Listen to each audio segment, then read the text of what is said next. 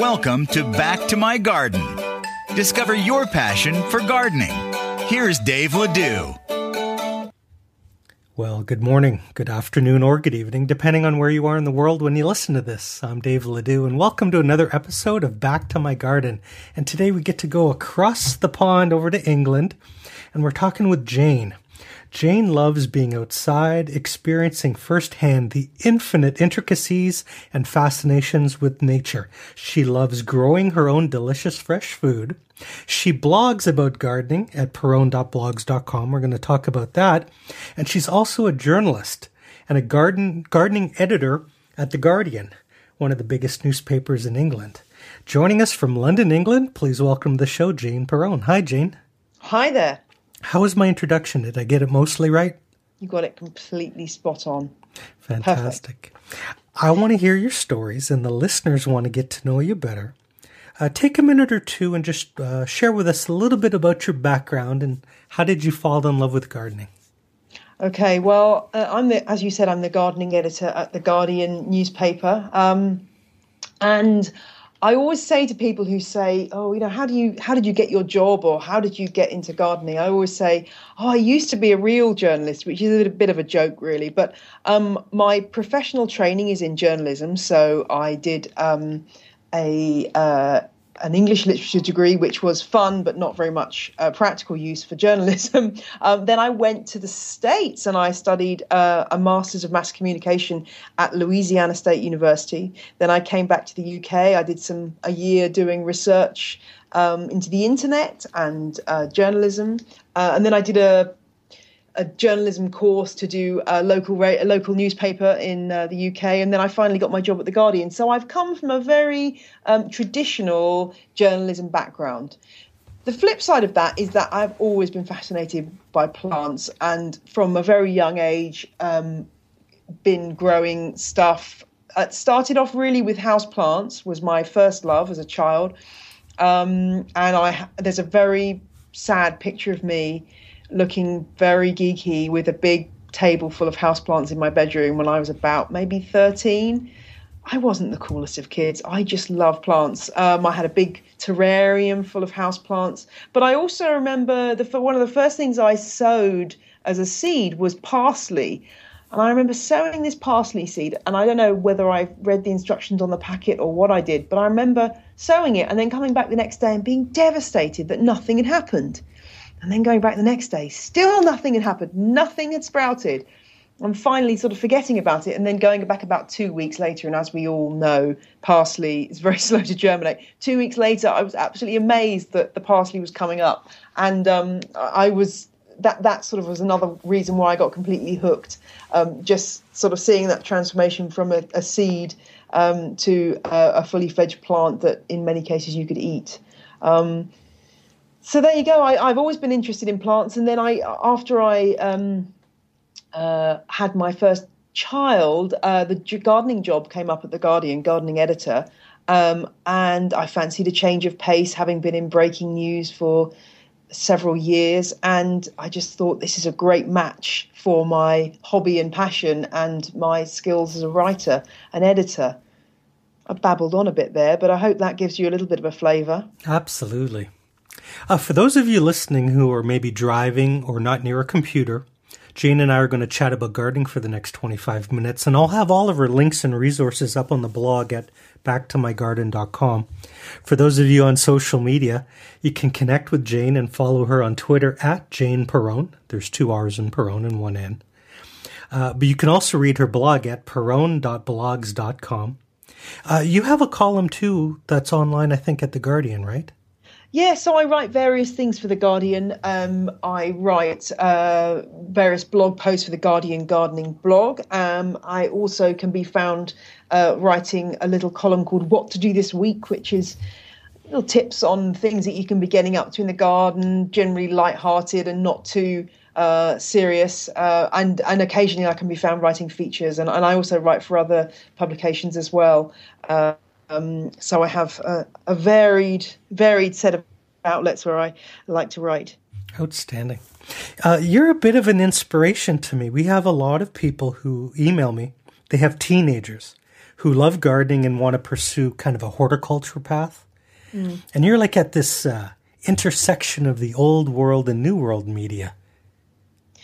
Well, that's interesting. I mean, I guess I've always been a bit of an internet geek type person. In fact, when I did my journalism course, my newspaper journalism course in the UK, I actually taught as a student. So I was studying as a student, but I actually taught the internet part of the course, more or less, because the teacher said, "You know about this stuff," because I'd just come from a year doing research at a university into internet journalism. So I basically taught the other students about internet journalism, and that was back in sort of 98 when it was all very early stages. And then I started my gardening blog in 2004 when weblogs, what is a weblog? What is that all about? And obviously there weren't many gardening blogs around at that time, and now there's hundreds.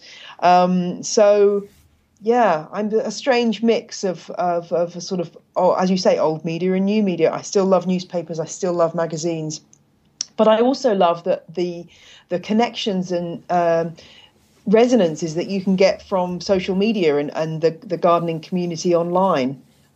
You can just find really cool people and find answers to questions that you never knew you wanted to know via the likes of Twitter and Facebook and blogging.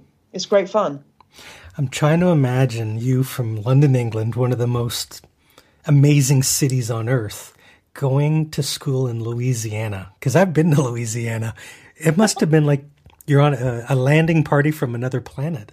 You have hit the nail on the head there. It was really, I mean, it was a total culture shock because I was sort of 21, I suppose, and I flew into New Orleans at night. And I remember clearly coming out of the airport and just the air coming out of the sliding doors and the sauna-like air hitting me in the face and just thinking, what the hell? And then having to wait for a Greyhound bus to Baton Rouge and being picked up by some very kind students who took me to my room. It was very strange. And one of the things I really noticed immediately was plants that we had as house plants in the UK were bedding plants. So caladiums, which in the UK are sort of, highly difficult to look after house plants. In Louisiana, they were bedding plants, the very brightly coloured foliage plants. I can't think what the common name for them is now. Is it angel's wings? I can't remember. But things like that, and just seeing incredible insects, everything was giant insects, giant ants. It was a really amazing experience to spend 2 years there. And I learned a lot. Let's put it that way. At the time, it was probably, funny enough, the time where I was least into gardening, in that sort of early 20s age when you tend to be sort of distracted by other things. But I did notice a lot of interesting things about the contrast between American gardens or Louisiana gardens, because Louisiana is kind of unique, as we all know, compared to the rest of the states, and British gardens. So things like the way that everybody had lawn out the front and it was all, regimented, and, it was very much kind of, this is, everyone has to have the same kind of setup out the front. Nobody's got an unusual, quirky front garden like you get in the UK. And then obviously other parts of Louisiana where there was just absolutely terrible poverty, where people were living in conditions that I never thought I would see in a so-called developed country. So that was interesting too. And lots of amazing trees, the Spanish moss, and just a fascinating wildlife. It was a really great experience, and I'd love to go back. But I'm a bit older and wiser now, so I'd probably be spending a lot more time looking at the plants and discovering the swamp cypress and things like that than I was then. I'm a big fan of traveling. I always encourage youth to travel as much as they can, but England kind of invented the concept of the plant hunter. This was a noble profession once upon a time where you would literally travel the world looking for unique plants for the nobility in England.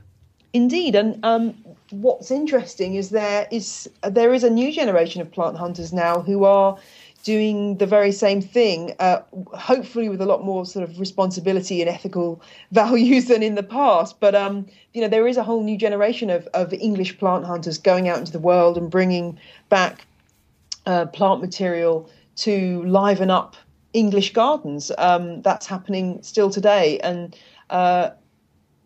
I can understand the appeal of it. I mean, it's a fascinating thought to imagine yourself coming across the first of a new species, and realizing that actually this could grow in back in your own garden at home. It's a fascinating idea, and that there are lots of those people doing that kind of work. I mean, immediately springs to mind are Sue and Bledin Wynne-Jones at Krug Farm Plants, which is a North Wales nursery which specialises in rare plants, and they spend a lot of their time going out to remote parts of the world and bringing back plants. And one of our bloggers on the Guardian Gardening blog is Robbie Blackhall-Miles, and he's their plant propagator.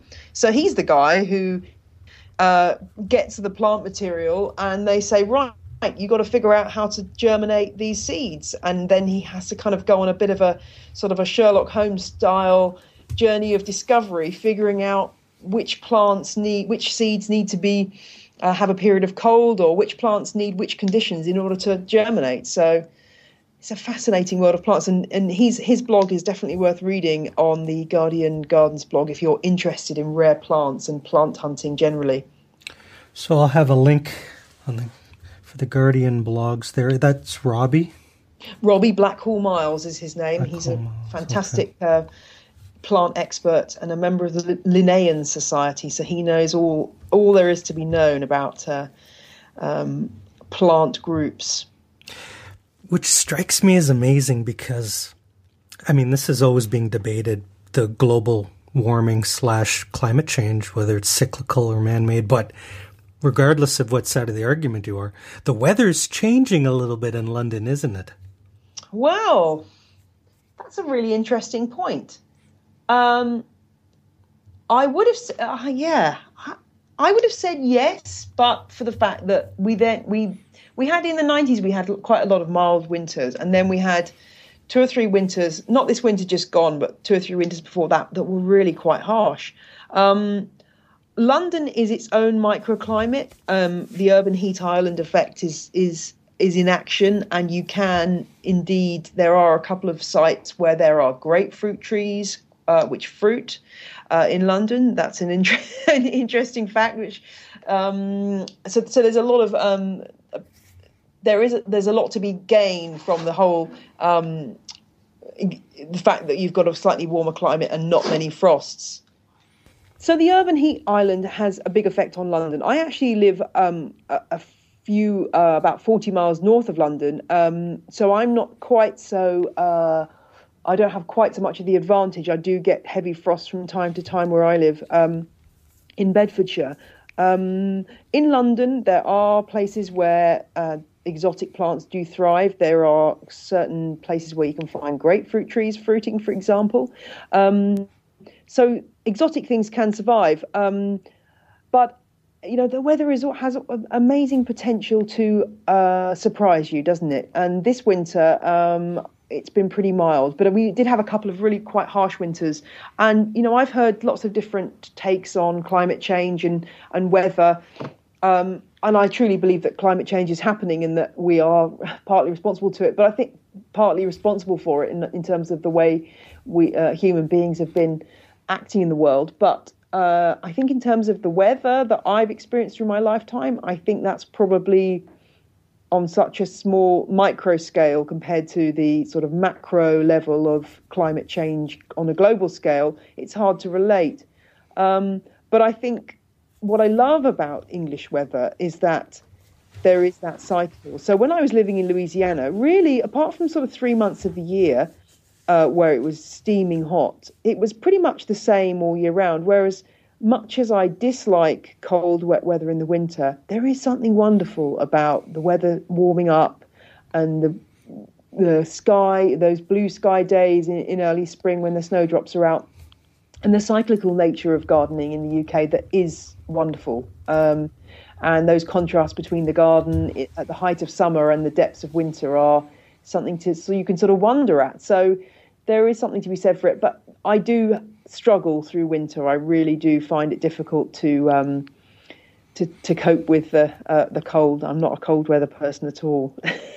I try to explain to my North American friends the worldwide impact the English garden and their contribution to the industry. And, you have century gardens like Weasley that we just don't have. I was kidding with a friend. Thompson and Morgan is older than the country of Canada. Well, there you go. We're in birch bark canoes and teepees, and you guys are having tea in the garden with, it's just extraordinary. After football and cricket, I would say gardening is your third national sport. That's a really interesting thought. Yes, that is a really interesting thought. I mean, I think that there are disadvantages to that history, and I think the disadvantages are that there is a big sort of, rightly so, there is a big sort of conservation movement in terms of, yes, we must preserve this amazing garden history. But I think it also can be rather stifling in that truly innovative and new garden design is often found in other parts of the world, if you see what I mean. So we tend to be, I think sometimes we can be a bit hidebound by history and the past, and we must preserve this heritage, rather than thinking, how can we be cutting edge in horticulture? So, I think I'd love to see more at the Chelsea Flower Show, for example. I'd love to see some really out there garden design that just blew my mind, rather than things that I'm already familiar with and have seen a dozen times before. So there's a challenge for you garden designers out there. Oh, it's got to start with the youth, doesn't it? They're the impetuous ones. I met an organization you have called Young Horts, and that's a UK group of teenagers mostly that are beginning their careers in landscape and garden design. Yes, and more power to their elbows. They're doing a great job there, and it's interesting how many young people are now considering gardening as a career. James Wong, who I don't know if you or your listeners are familiar with, he's a British TV presenter, gardener, ethnobotanist, and he's been going around horticultural colleges giving talks on how cool a career horticulture is, and giving examples of people who've done amazing things. And he's really been inspiring lots of young people to get into horticulture. And there's many other movements of a similar nature. I was thinking back to when I was a teenager and thinking, well, if I was so into plants, why would I have not have considered horticulture as a career? And I don't think it was ever really something that was brought up or suggested to me that as a possible career. But I think that's gradually changing. And people are seeing that it can be a really exciting and rewarding way of spending your time, particularly if you're the kind of person that doesn't really want to be sat behind a desk and a computer all the time. And aren't suited to that kind of lifestyle, then horticulture can be fascinating and very rewarding. Jane, I'd be remiss if I didn't ask you on behalf of, I guess we have listeners in 62 countries. We have a brand new year ahead of us. What's going to be the popular conversation around gardening in the UK, or what's hot or trending? Is there anything you see in your crystal ball? Oh, well, that's a good question. I think that issues of water are still going to be a big concern. So water saving, hydroponics, how to garden with less water, but also flooding, and how to garden in such a way that you mitigate against flooding conditions. People in the UK, perhaps it's happening in your neck of the woods too, are paving over front gardens at an alarming rate, which provides lots of problems in terms of runoff and increased risk of flooding. I think issues around water are going to continue to be very central to our thoughts, and things like hydroponics and aquaponics, where you're thinking about ways of using water in different ways to grow plants in small spaces, is going to also become even bigger discussion. And I think, other than that, I foresee that there'll be more and more thoughts about technology in gardening. So how can we use apps, devices and gadgets to change the way we garden? So while most of us won't be shelling out, I guess there are about 1,200 UK pounds. I don't know how much they are in North America for one of these robo mowers. Actually, that is a signal of something, that we're starting to looking at automating garden systems in a way that we haven't before, using plant sensors connected to smartphones, and I think that will become an increasing area that people will be focusing on in the coming years. Wow, brilliant. I just took a whole paragraph of notes. That'll be good on the blog. I was just glancing at the time, Jane. Our time is flying by, and now is the time in the show where we play a game called 5 Quick Questions. This is your chance to share your wisdom and experience with novice beginner gardeners. Are you ready to play? Okay, I'm ready. Okay. Question 1. What's the funniest or most embarrassing mistake you've made in the garden that you're willing to admit to in public? Oh my gosh. Well, probably something like, well, I have a reputation for dressing like a scarecrow whenever I'm gardening, like literally like a scarecrow. There's a picture of me on my allotment when I had an allotment wearing like an old padded check shirt and the worst trousers in the world and the worst shoes in the world, literally looking like a scarecrow.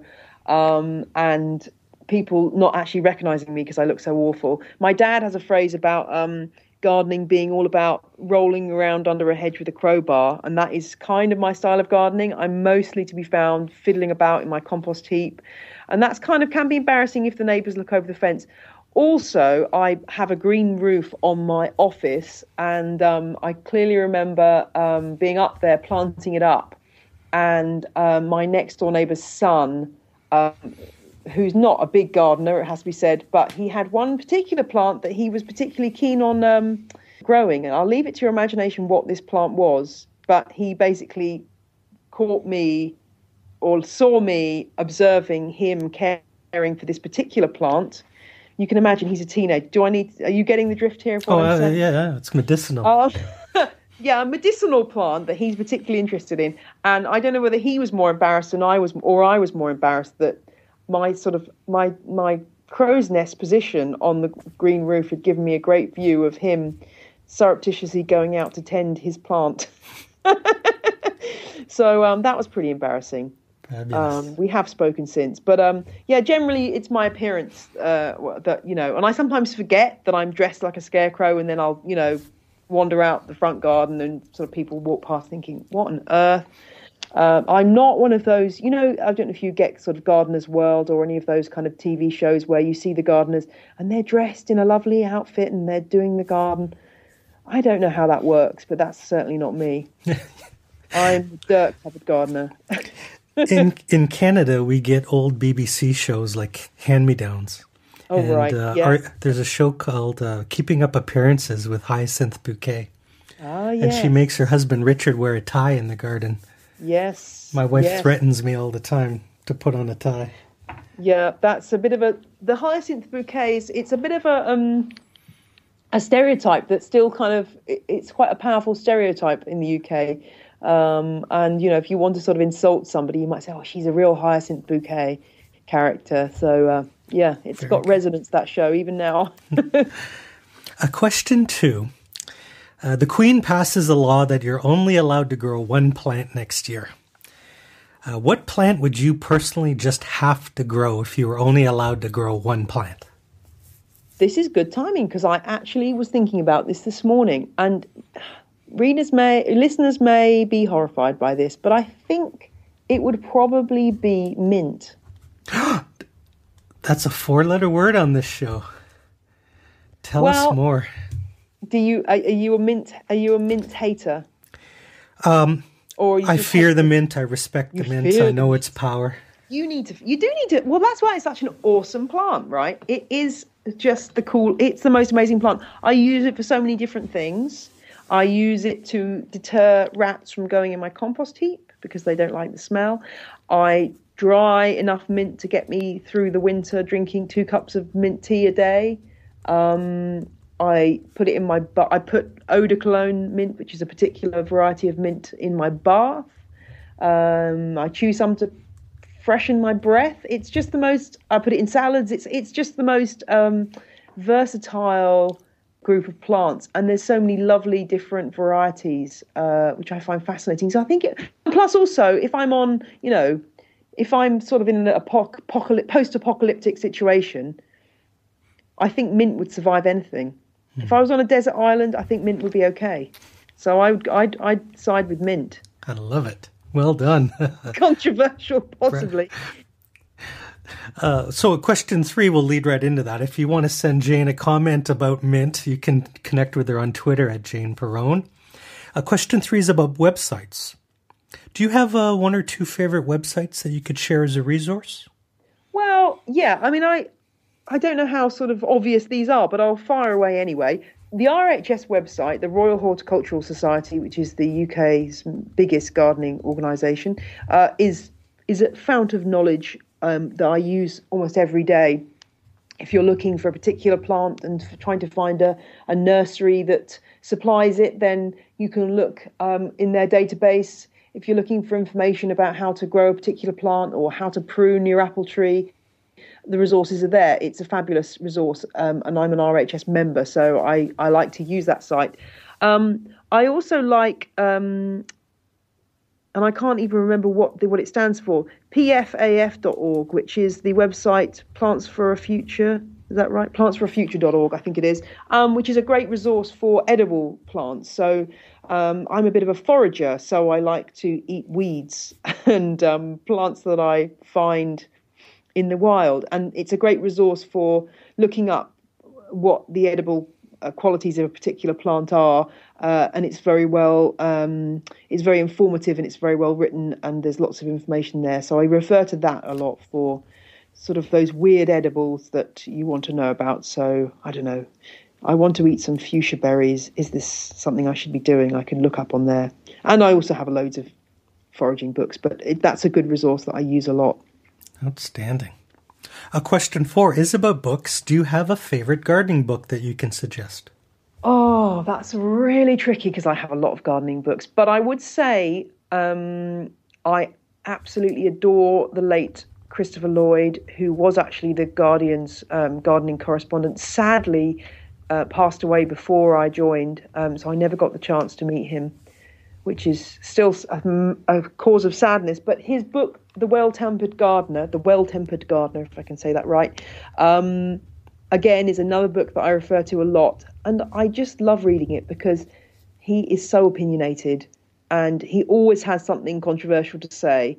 And he always bursts the bubble of pompous gardeners who sort of have a sort of an attitude about their garden and how they garden, and there's always something new to learn in there, and it's just such a valuable book. I wrote a guest blog post recently for the West Dean Gardens blog, West Dean is a garden on the south coast of England. Beautiful, absolutely gorgeous garden. I recommend you go there if you ever get the chance. And I wrote a guest blog for them about I like to call it my winter sweet hell, but I had this winter sweet shrub in my garden, Chimonanthus, I can't even say it. Chimonanthus, somebody will correct me on that if I'm wrong. It's a shrub or small tree which flowers in wintertime, and mine is 4 years old and it has not yet flowered. And I've been tweeting, oh, I'm so excited because my winter sweet's about to flower and it's great. And it didn't flower. And I've been moaning about this on Twitter. And then I went to the Well-Tempered Garden. And not only did Christopher Lloyd inform me that it usually takes 7 years before it flowers, and said, impatient gardeners find themselves wondering why it hasn't flowered yet. Well, it's because, it takes on average 7 years to flower. So I immediately felt chastened. And then I looked at what it said about the neighbouring shrub that I have next to the winter sweet, which is the winter honeysuckle. And I was so proud of my winter honeysuckle. And then it said something like coarse appearance. And it's just he always has a way of undercutting, your sort of feelings of pride about your garden, which I rather like. Sorry, I've waffled on there, but Christopher Lloyd is worth checking out if you haven't come across him before. Outstanding. I love it. Question 5, finally, is a fun one.